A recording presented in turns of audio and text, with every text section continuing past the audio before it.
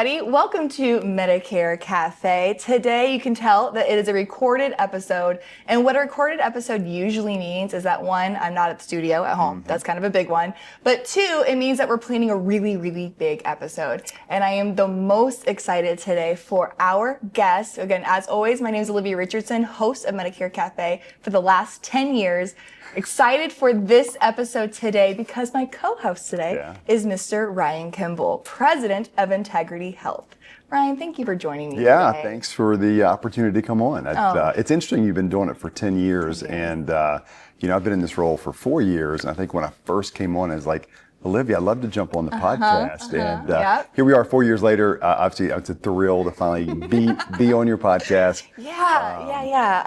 So when you initially asked me about that, because Medicare Cafe, we call it edutainment. We're very unserious, but very serious at the same time. And so you're like, I want to be on that. And I said, oh, okay. And then I went back to doing my job thinking wasn't he hilarious that he wanted to do this? And then you said it again, 12 more times over the next 3 years. And I was like, okay, it's time. It's time. We just had an episode with Joanne that aired a few weeks ago. And so I said, and that was her first time in 10 years. Joanne was only on it once within the last 2 months. So you're in good company. I love that. Good company of the delay. I needed 10 years to really perfect it before I allowed you to come on. I love that. That's what it is. So welcome. I love I talk a lot about what you do and what your role is.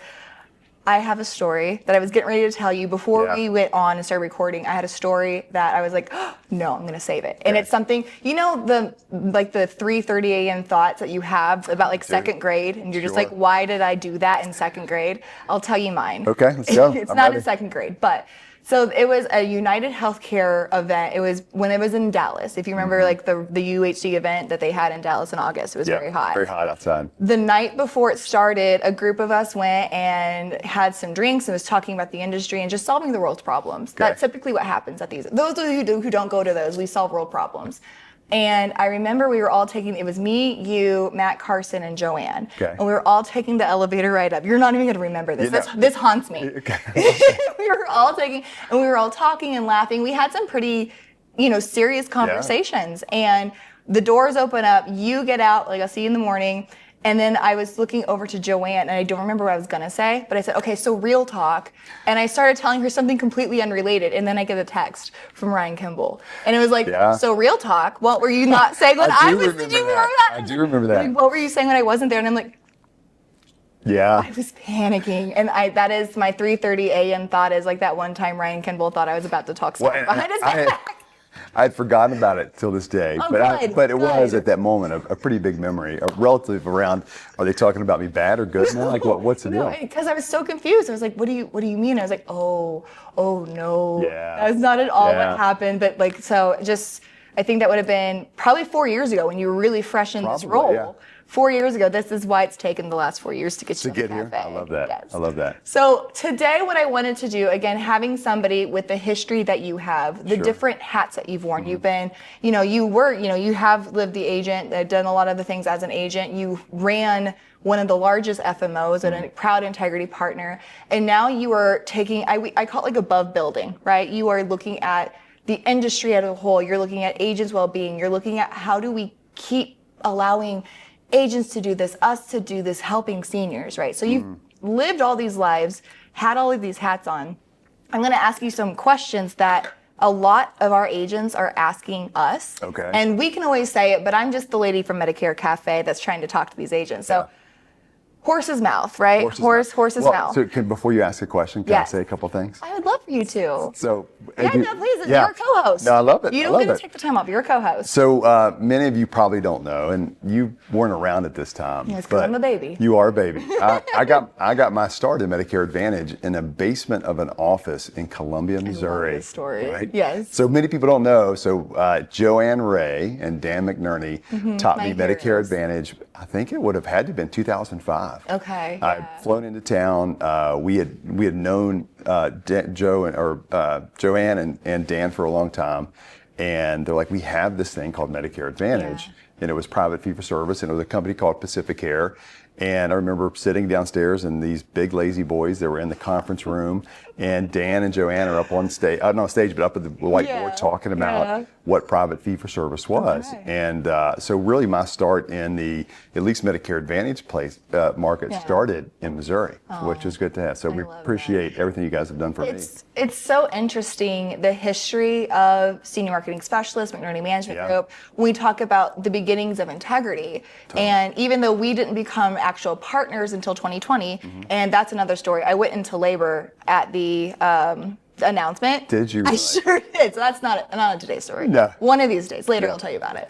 But it was, but even before that, we were at the table whenever Brian was trying to, talk to these partners about how, hey, together, we're better together, we're better together. And we were at the table for that. So it's been, I love it. I love it. And it's crazy now, we have so many young people in our industry, in our office. Again, like I'm just the baby, but I'm one of the old timers at the office. No, it's happening. Yeah, right. Yeah. And there's people at our office that are like, Dan McNerney, who's that? Totally. Who the building's named after. Yeah, that's who that is. And it's really cool. It's been really cool. I'm sure you could speak to just the different sections of time that the Medicare industry has gone through. And maybe I gave you some questions that I was going to ask you. Love it. But I'm going to put you on the spot. Yeah, let's go. So talk to me a little bit about this. I think we're at Medicarians. We haven't even talked about that. So we're actually recording this at Medicarians, and because it's crazy that we have to go thousands of miles to be able to see we really each other. don't. I've invited you to Dallas, and I've invited myself to Missouri. So No.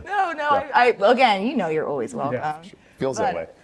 Does it? I give that okay. Yeah. Well, talking about what we're hearing here at Medicarians is that there is strength in stability, right? They're talking about how the industry has been so disruptive. I'm hearing many people asking about technology, many people saying, I can't have an AEP like I've had the last 2 years.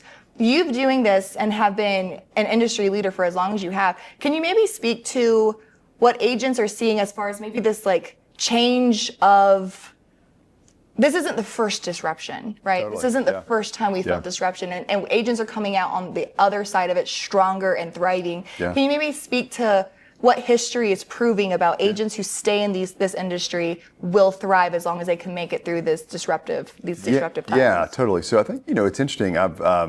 I've been in the business since 1996, right? Just a baby. Just a baby. When you were 6 years old. Yeah. Yep. So it marks my 30th year in the business. Oh, congratulations. And thank you very much. I feel old now. So but the dynamic is when you've been around that long, you definitely see peaks and valleys, right? And I think the dynamic of the most recent disruption was really 2026 and 2027, and 25 and 26, and that disruption's being driven primarily by service area reductions with Medicare Advantage, non-commissionable plans, which everyone's impacted by those. And the marketplace is going through this time where carriers are trying to figure out how to be profitable in a given marketplace. And that ultimately is impacting members either through that service area reduction or through a plan that's no longer commissionable, right? Sure. Now, we've experienced this in the past. The non-commissionable plans have been a part of our industry for a long time, but not at the magnitude they are today. Yeah. And the timing of it too. That seems really new, that middle of the year they're having to do this. It's not at an agreed upon time to make these changes. Well, and so maybe I'll talk two parts of it. On the first part, from a carrier's perspective, they're seeing claims come in, right? And as they see these claims come in, they have medical loss ratio, and they're trying to say, okay, either A, we are at a point where we feel good about our profitability. Maybe they're not even profitable today, but they see a runway to be profitable. Or they're in a position where we're not profitable today, and we don't see ourselves being profitable for the next 2 years. And so that's where they're making the decision to turn off enrollments through non-commissionable plans, or having a service area reduction set up in the fall. Now, I would say the last 2 years we've experienced obviously a higher volume of those, but 2027 is setting up to be a good year. We had a great final rule just come out, right? Yes, very positive. Very positive. The rate notice was better than ultimately expected. Yeah. And I think we continue to see, carriers get a better handle on medical trend. Yeah. And that's going to put us in the fall in a better position to have less service area reductions and probably more plans that are commissionable. Yeah. And last year we saw, I think it was 2.8 million people had a service area reduction, so they lost their plans, and that put a lot of pressure on agents to try to say, during an AEP, how do I go out and obviously work with all my customers that are losing their plans? So I think to your point earlier, that's where obviously technology plays a big role. Absolutely. And I think, for us at Integrity, like the focus on AI and how we use AI to drive agents to be able to be more efficient, to kind of work with consumers in a better way, have the answers at the right times, and be in a position to help those members more efficient and effectively. Like, it's a great outcome for everybody. I love the urgency right now behind finding solutions in tech. Like, this isn't new. The technology isn't new. It's becoming more advanced. Like, daily, we're seeing progressions. But there's been, a slower adoption rate. I mean, like, we were still, not we as in McNerney, but like, the industry was primarily paper not that long ago. Yeah, there's still paper out there today. There's still paper out there. So we were much slower to adapt to this technology. I'm loving seeing the urgency behind people saying, I can't do this again. My clients are suffering because of this. I'm having to reintroduce myself to my family every December 8th, right? And the urgency that this has created. Now, and something that you said, and I want to say this because from a perspective of an agent, like, your livelihood is being affected. Like, I wrote this plan yesterday. Tomorrow I write the same plan. I'm not going to get paid on it. We all do this because we love our seniors. We want to make sure people are covered, but we got to keep our lights on, right? I think from an agent's perspective, it's really easy to get mad at the carriers for this. And it's really easy because from their perspective, you're taking money out of my pocket. You're wanting me to work for free. So I think that's really helpful. What you're talking about is saying, like, agents aren't carrying like levers with like pitchforks and like and horns being greedy. It's that if we want to have a product to sell in the future, if we want seniors to have an option outside of original Medicare, they're making decisions today that's going to make sure that they can be here later. Yeah, totally. I think so one, I would say, our talk track as we think about DC and the carriers is really around agents being the hero, right? And for those of us in the room that doesn't know what a talk track is. That is how we describe independent agents in the marketplace, and how just for the audience. But it's for, like, at the end of the day, there are a lot of different voices across the industry, right? And I think what we try to do daily and weekly, whether we're in DC or at a Department of Insurance or working with carriers, is really try to land that agents are the hero for Medicare beneficiaries. And you look at this person, Mrs. Smith or Mr. Smith, that is going through turning 65 for the first time, or they're going through a service area reduction. They're turning to a trusted advisor, and that advisor is their local insurance agent. They can help them enroll in any plan possible, right? And so the upside is, I think, one, agents, like, they care about their people. And then obviously there is I have to make money, right? But they care about their people more, and I think that's a big reason why you guys as agents are the heroes for a lot of Medicare beneficiaries, is you do the right thing. And so we try to highlight that in DC and with the carriers. I've written a couple things on LinkedIn and different articles around it. But one, so that's like the core, is like, we are here to do what's right for members. Now, at times, what's right for members is not always the lowest price option, right? So generally, like, for any of us, we don't go by the lowest price anything, right? But when we think about quote engines, or we think about stack ranking plans, sometimes it's like, man, what's the lowest price one on here? That's the one I want. And transparently, that's not how it works out. You look at plans. That's not how it used to be. Like, we fell into that within the last 10 years. Yeah, and there's probably some push there where agents don't want a call center coming in behind them and selling something. So, but really, I mean, Medicare beneficiaries, we believe, ultimately, if they enjoy the plan they're in today, right, and they've had great success with that plan, we want to try to help them keep that plan. Retention's massive, stability's massive. We talked about that. But I think for agents that are out there that are doing the right thing, like, the business we'll see more commissionable plans. We saw a lot of disruption in Minnesota this year. And really what agents did in Minnesota said, we're going to hold our breath for 1 year. We're going to go out and still help consumers who were disenrolled from a company called UCare, and ultimately enroll in a plan that would give them a Medicare Advantage, but the agent did not get any commission. But next year it'll come back and they'll have another position to do that. So there's so many areas that do feel like like Minnesota is a perfect example. I can't say Minnesota Yeah. without. Totally. Oh, I heard that. Yeah. Okay, here's the story about Minnesota. Right. I used to say it ironically, like all the time, just like, oh, Minnesota. Yeah. And that's actually now how I locked said in. it. It's now Locked like in. non-ironic Minnesota. So anyways, in It's called Minnesota. bilingual. That's exactly. I can speak Midwestern and then also just crazy. It is. It's impressive. Totally. But in that area, Yeah.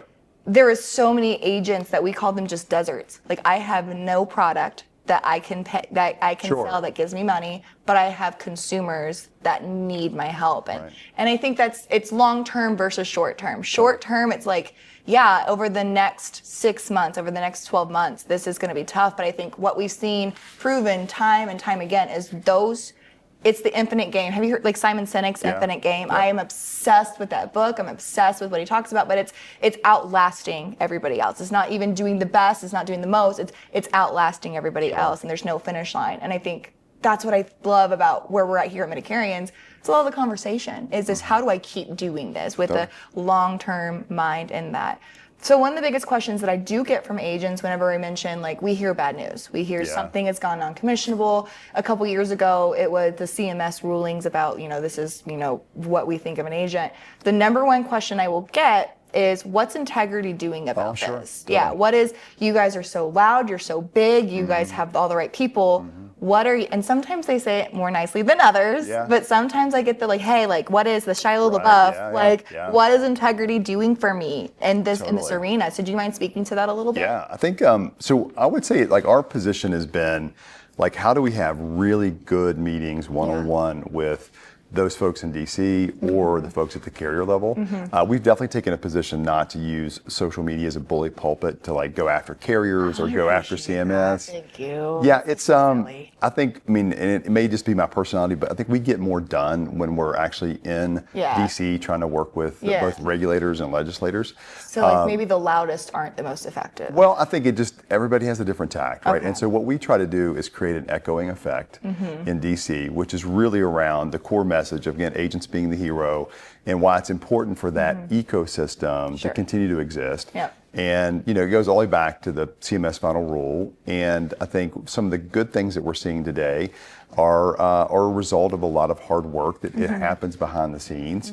And we probably don't get credit for it, which is okay. But the dynamic is like daily we are working in some capacity across our business, either at the DOI level, the DC level, through the associations like NAFA, NABIB, HAFA, like all those are great tools for people to plug into. And I would make a pitch to all the agents out there. If you guys are not engaged with an association, you definitely should be. I mean, unlike other industries where everyone's tied together by a union or tied together in some other way from a corporation standpoint, independent agents are entrepreneurs trying to build their business and ultimately be in a position to help, in this case, Medicare beneficiaries. And if you don't have a voice in DC or at your DOI, being a part of NABIB, NAFA, or HAFA is like a great way to do that. And honestly, I think the initiation cost to be a member is a couple $100, probably less than a commission on one plan. But it definitely gives you a voice and gives you a lot of insight in how you can actually be impactful at the local or the national level. More impactful than getting on social media and just complaining. Yeah, I think the challenge is that if all we talk about is money, then no one wants to hear that. Yeah. Right. Yes. And I think the challenge, and at times social media is about money, and the reality is we work tirelessly to help Medicare beneficiaries and those even under 65 make sure they have better overall healthcare outcomes. And I think you guys do that in a very noble way, where not only are you accomplishing the enrollment, but you're helping that member 12 months out of the year.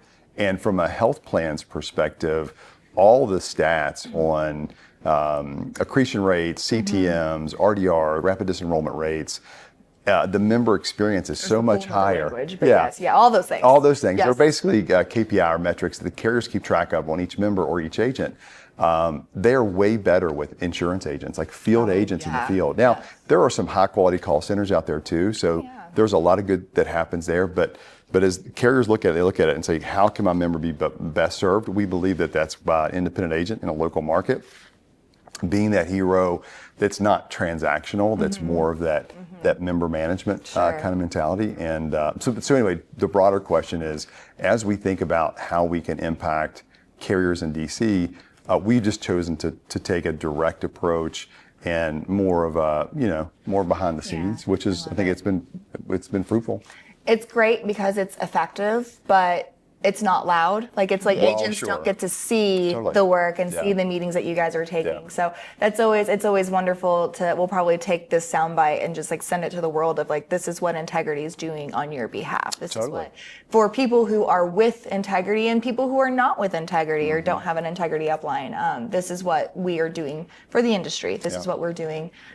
So I'm going to change gears just a little bit and want to talk more about agent development and talk more about like, I'm a big proponent, Medicare Cafe has always been designed of, I want to do stuff that's going to help you plan for the next 10 years, but I also want to do stuff that's going to help you write more business tomorrow. Like it's very important that I do both. I don't know that this conversation, I just wanted you to know that. I don't know that this conversation is going to lead any of that. Okay. But it's just what I want to ask. Okay. So we've mentioned this before, you've worn many hats, you've had many lives, you've been on every level of what this industry offers and distribution at this. So I call it the empire. Like you built your empire. Whether your empire is your agency, your empire is your FMO, whatever the case may be, or Integrity in itself, you're building this empire. Can you maybe say, if you're thinking back on your career, what has gotten you here, is there anything that 30 plus years in this industry, Ryan Kimble would tell the earlier version, the version 1.0 version of Ryan Kimble? Getting started, what mistakes have you made? Yeah, so a lot to unpack there, right? So a very loaded question, kind of girly. Yeah, I would. So I've never used the word empire, but I like how you frame it. It's a good one. It is a good word. It's a big word. I think for me, so again, 30 years in the insurance business. You try to go back and you look at, okay, where were times that you found hyper success, but where were times too that you kind of had failure? And I think a few things probably come to mind, or at least play out for me. One, on the success side, like I was never a big numbers counter. Meaning, like I don't necessarily want to keep track of That shocks me. I know. Shocks me. Because there's certain things you can control, right? Sure. And the one thing I could control, at least when I was selling insurance, was going on to my next meeting. Yeah. Right? Okay. I couldn't necessarily control how often people said yes. I could get better at it.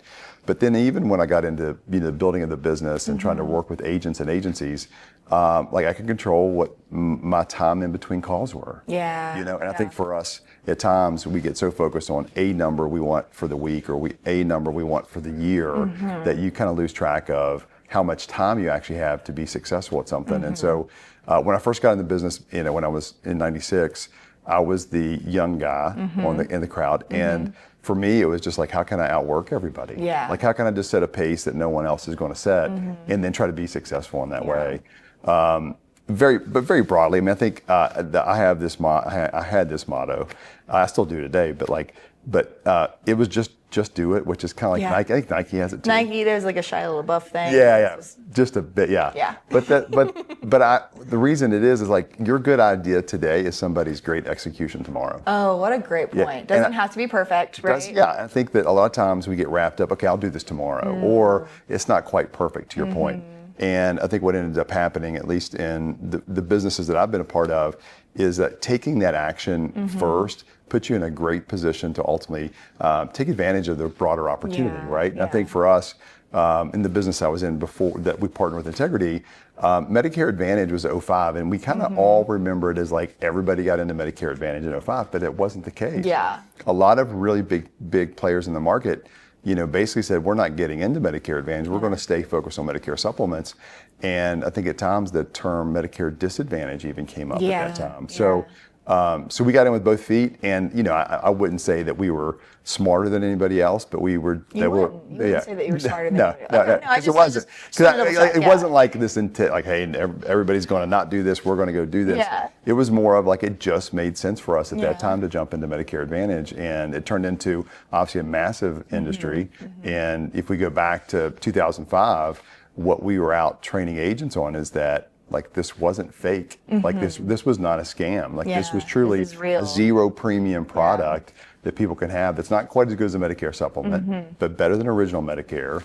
And so it took 3 years to really build that up. But back to your question, I think just, I mean, being out, like for me, it's like just, we have so much time in our days to be successful. Do we utilize that in the right way? And if we don't, like, okay, let's just, let's look back and say, did we get better today or not? And you can. So. Yeah, it is. And I think like what I always talk about is like you only are allotted so much energy in a day. Sure. Like that's why like when you drink a lot of caffeine, you have a crash. Like you're stealing energy from later on in your day for that right there. Or like when some people, not that it would ever be us, never me, but if some people maybe stay out a little too late, the next morning they feel like trash because you only have so much energy in a day and you're just stealing and borrowing from other times of your day or lending it to it. So I think that's a great point of like, where are you choosing to invest your energy? Let me give you my Medicarians rule. Yeah. So we're at we're in the Fontainebleau in Las Vegas right now. I don't know how many Medicarians this is, but I was at the first one back in New Orleans. Really? It's called the Medicare Supplement. Back in the NSEP conference days, a long time ago. But the rule for Medicarians for me is never go back to your room. And I think the uniqueness around that, as I think about all the opportunity that Medicarians presents, it's all on the floor. Yeah. It's never in your room. Yeah. But we get drug into this, hey, we go back and take a break, or I need to go back and work on emails, I need to go back and have a couple calls. Yeah. And man, you can find time for those things outside. So if you leave your room at 7, then don't get back until 10. And you put in a full day. But that dynamic of, intentionally not giving yourself downtime when there's a ton of opportunity or a ton of like ways to learn about how to grow your business. It's hard, but that's successful people do that. I think it's being able to know, like if you're like the habits of successful people, they have the 4 quadrants, right? Yeah.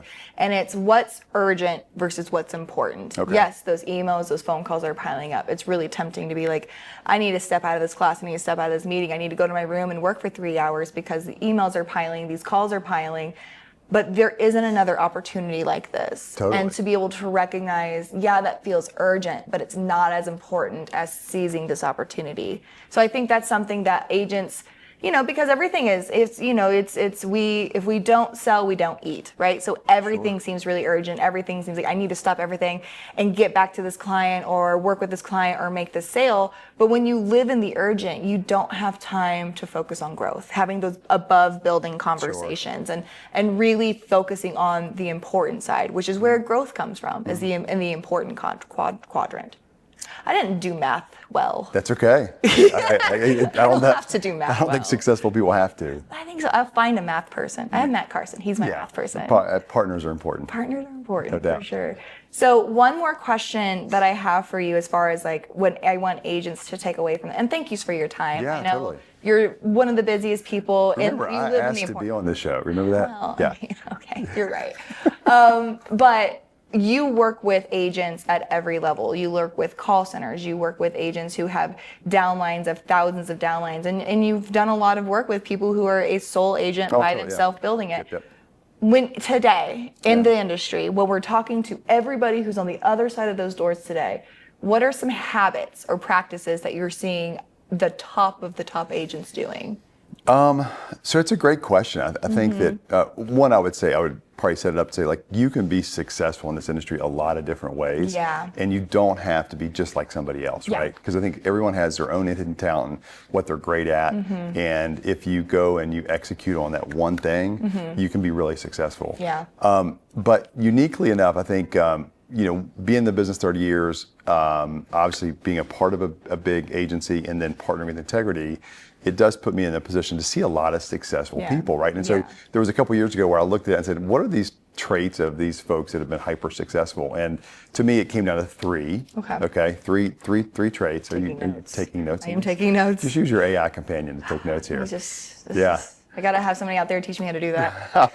So the good news is you don't have to have all 3. You just need 2 of the 3. Okay. But if you have all 3, like, you're a unicorn and you can be like hyper successful. And the good thing too, like, these aren't necessarily like traits that you have that either you're born with or you're not born with. So to me, the first one's communication skills, right? So it's being a really good communicator. Sometimes it's in front of a camera. Sometimes it's on stage like Medicarians. Other times it's in text. It's in social media. It's in your emails. It's how you work with a customer across the kitchen table. It's how you work with a provider organization. It's just that you're really good at communication skills, right? I love it. So, and for me, that was a learned. Like I was not, there is great stories around my, maybe you may not be good at math. Like English for me was a struggle. Really? Like really a big struggle. Like, and I won't go public with it, but it was I think it's too late. Yeah, it's not. I think we're there. Yeah. But it was a big struggle for me. And so you had this, English potential issue. And then you also had, like, I did not like to be on stage. I was not an extrovert. I was an introvert when I was in high school and college. And then understood that to be successful in this industry, like that was one thing I needed to take on. Yeah. And I think I did, and it's very comfortable for me now. Oh, good. But anyway, communication. You're doing great. Yeah, really? You're Thank you. doing I was real worried. good. I was like, maybe I'll get invited again. Well, we'll or maybe see. I'll invite myself again. Easy. Yeah, that's I'm just kidding. So communication skills are big. Yeah. The second one is business acumen. Okay. So that is really, if you boil it down, it's the ability to make smarter decisions faster than anybody else does, right? So so when you have a set of facts, right, either going into an enrollment period and you know it's going to be disruptive, did you start planning in May and April around what were you going to do to get ready? And that, to your point earlier, it's saying, okay, I need to really buckle down and adopt the technology that's out there to be hyper efficient during the enrollment period. We know that agents who use Integrity Connect are 79% more effective during the enrollment period. So if that's a given fact, then knowing that today and not doing anything about it puts yourself at a disadvantage. So making smarter decisions faster than anybody else puts you ahead of the curve. And back to that just do it mentality, it allows you to like just go out and do a lot of good, cool things. Yeah. Number 3 is ultimately working harder than everybody else, right? Yeah. So we all define hard work a little bit differently, right? And everybody has their own pace of work. And I think that again, like there is an ability for all of us to probably turn our brain off and just let our body go. And when that happens, you actually can do more and you can be more successful. And I think that times we let our brain say, hey, listen, you had a long day. You should probably, listen, you worked really hard yesterday. You should probably sleep in a little bit today, right?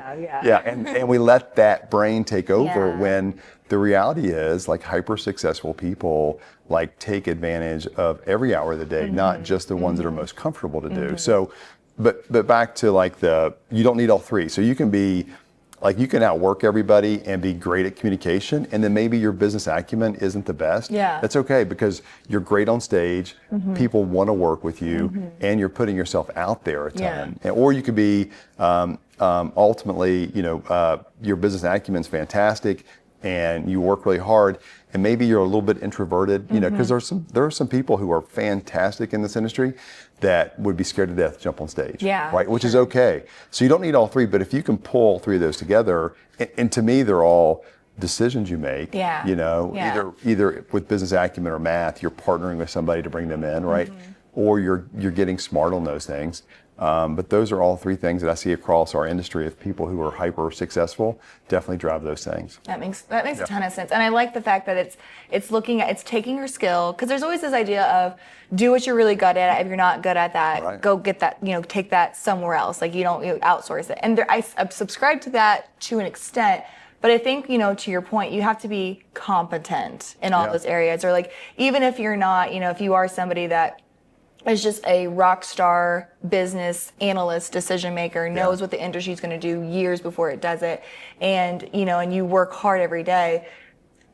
Even if you're amazing at those 2 things, you can't go and sit in your hotel room all day because you're scared to talk to people. So it's an interesting conversation of, do you try to sharpen your weakest skill? And no, I don't think I'm saying that, but I'm thinking like with those 3 areas, I've not heard it put that way and said, and like kind of bundled in that way. I love it. I'm going to steal it. I'm going to probably give you credit at least the first couple times. And then it's all yours. And then it's all mine. All yours. You should take it. But it is like, and these 3 areas, even if you aren't the best, you have to have a level of competency in all 3, even if you're in 2 of those. I would agree. And I think we all need to know what our why is too. I think the why for us is all different, but it's meaningful. And I think the great opportunity about the insurance business is that you are really helping people have a better overall quality of healthcare and the health side, because you're putting them in plans that will put them in the best position for that next year or that next period of time. So it's very rewarding knowing that the more you work, the more you help people. Yeah. And obviously there's income that comes from that, but I think we're in a great industry and a great position. And obviously I've loved being in this industry because you are helping, hundreds, thousands, tens of thousands, hundreds of or millions of people with have better overall health outcomes. Yeah. So it's a good position to be in. It's interesting, like the involvement us as agents and the agents that we work with, like you are financing, like we are as important as doctors, because doctors won't do their job if we don't do ours. And so we're incredibly integral to the livelihood of so many people, and like we need to have pride in that. Like we really need to embrace what we do for the industry, what we do for our seniors, and live in that. Yeah, I think broadly agents definitely feel that way, and obviously it's the way we present it as agent being the hero. But there are like social media has a lot of stuff in it that can maybe bring out the worst in the industry at times. So we just have to be careful. And I would say too, like social media is just a reflection of who's on social media, right? So there's a uniqueness to it. There's a uniqueness to it. So but the other thing I would add, just as you think about success, you may not be in a head-to-head competition with somebody, right? And it may just be your ability to support more consumers or help more people. And I think it's okay at times to like set up a competitor that you kind of make up in your mind. Maybe it's a goal that you have. Maybe it's an award of some sort, but something that's kind of giving you the driving factor. And it kind of goes back to the why, right? The why side of it is like setting up something for you that puts you in a position to want to get up early, to want to stay late, to want to make sure you adopt the technology now, so when the AEP hits, you're more efficient with your customers, all that kind of stuff. It's okay to manufacture motivation. I do it every day. Like you're not going to wake up every day, sun beaming out of your ears, excited to get to work. It's okay to manufacture motivation so that you're able to do the best at your job every day. Sure. Like this morning, I woke up this morning and I don't believe that you don't wake up with sunbeams out of your ears. No, but listen, I tell you, I love getting up really early, right? So I hate the process of getting up really early. Okay. So I hate the first 30 seconds to a minute. Yeah. Because then you're battling with yourself. Should you stay in or should you not? Yeah. But man, once you get past that first minute, I feel like I'm ahead of everybody. Yeah. Or at least a lot of people. And I texted a good friend of mine, a guy Eric Peterson, this morning. It was early. It was like 5:30 in the morning, and I saw he liked something in one of our group posts. Yeah. I sent him a text. I said, "Hey man, the gyms want to know where you are right now." Gyms want to know where you are. He's like, "Who's Jim?" Yeah, no doubt. And man, sure enough, he was right down there. So part of it is having a little bit of accountability partners. Yeah, absolutely. And part of it too is just, I think there's a drive everybody has, and I think it's good. I love it. I've taken up so much of your time that you asked for, but I did take up so much of your time. Thank you so much. Everybody, thank you again, Ryan, for spending this time with us, offering your insight. It is incredibly valuable. Just again, what you've done for the industry, what you've done for so many agents out there, you probably don't get the credit. I'm being very nice. Oh, you are. I'll send you the nice. recording. Wow, yeah. We can edit this later. But it is so true. It is so true. You don't get the credit that you deserve for the impact that you've had on this industry, the impact you've had on me personally. I appreciate your mentorship. This is very embarrassing. What you've done. I'm uncomfortable too. We all both are. I don't like it. Anyways. Guys, thank you so much. Again, you will see up here somewhere. It's going to be edited in later. I do have my cell phone number. Even though this is a recorded version, you can text me at any time. I always try to make sure I respond to you within the same day. Can they text you at 5:30 to see if you're in the gym or not? If you do, I will. You should. I would. I would definitely do that. I appreciate that. Yeah. I sure do. Well, and it's easy in Vegas. I'm not going to say it's easy in Vegas. It's easy in Vegas because you're 4 hours that way. I know. I saw you in the gym this morning too. It was good to see you there. I was there. Sure was. I was pumping some iron and getting ready for today and psyching myself up. Yeah, that was me. That was me. Guys, thank you so much. You have to do the sign off. What is the sign off? Oh, okay. Yeah. So at the end, I say, what is the sign off? I say, have fun. Then you say, make money. And then I say, make money. Okay. And then I say, I've done this for 10 years. Yeah, I love have that. Fun. It's just like habit. Like I don't know what the actual words are. Have fun, make money. And at the same time, we say, and give impeccable service. Impeccable. I love that. Yeah. Okay. Can I say help beneficiaries? That's Fine. Sorry. Fine. Yeah. You can say it at the end. I'll let you tag it on the end. Okay. Good. So until next time, have fun. Help beneficiaries. And give impeccable service. You missed the last part. You're supposed to give impeccable service. And give impeccable service. Thanks, guys.